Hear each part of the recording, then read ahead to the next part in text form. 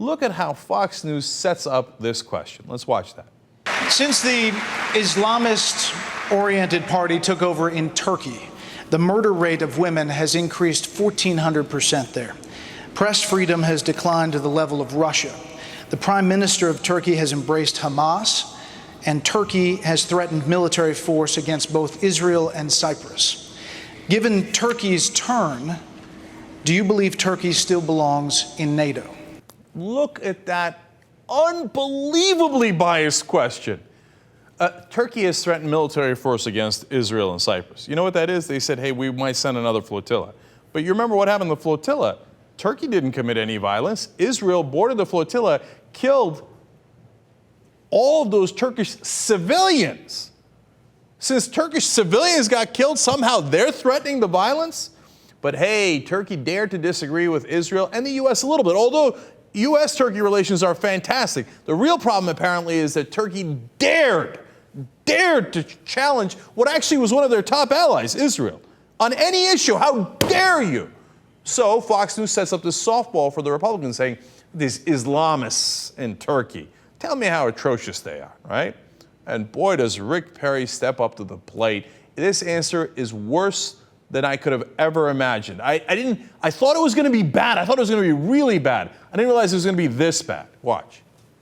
Well, obviously, when you have a country that is being ruled by what many would perceive to be Islamic terrorists, when you start seeing that type of activity against their own citizens, then yes, not only is it time for us to have a conversation about whether or not they belong to be in NATO, but it's time for the United States, when we look at their foreign aid, to go to zero with it.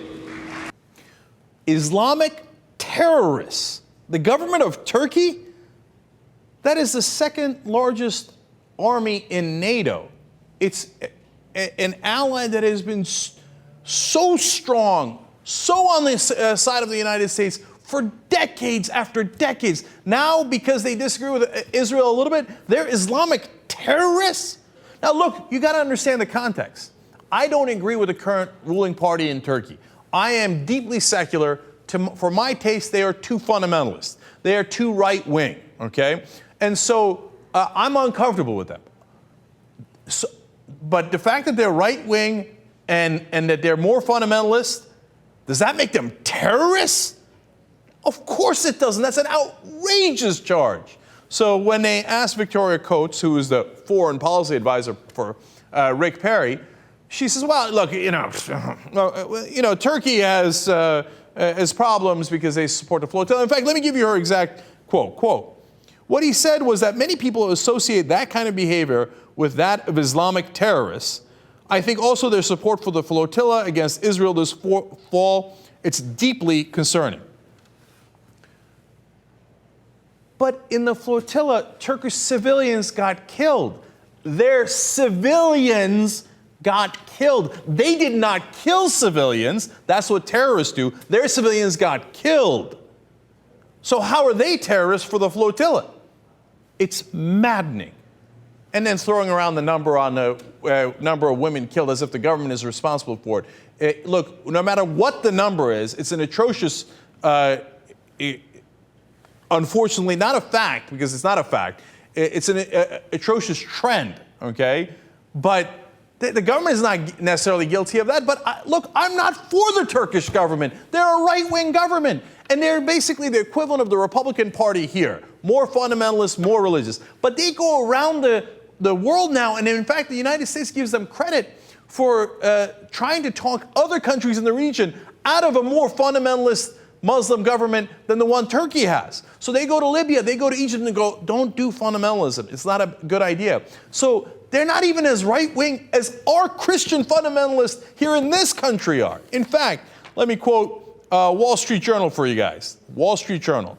Turkish and U.S. diplomats say they cannot remember a time when cooperation between Ankara and Washington was closer, citing that President Barack Obama called Turkey's prime minister more than any other leader except Britain's prime minister in 2011.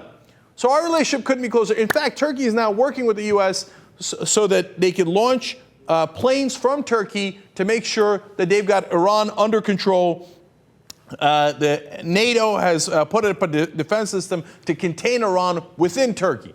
Very strong allies, but it doesn't matter. They're Muslim. And if they're Muslim, well, in Rick Perry's world, in the Republican world, they're all goddamn terrorists. Who cares? I stopped listening the minute you said Muslim. I said terrorist, and that's it. Can you imagine a guy running for president, the governor of Texas, being this either ignorant or intentionally hateful?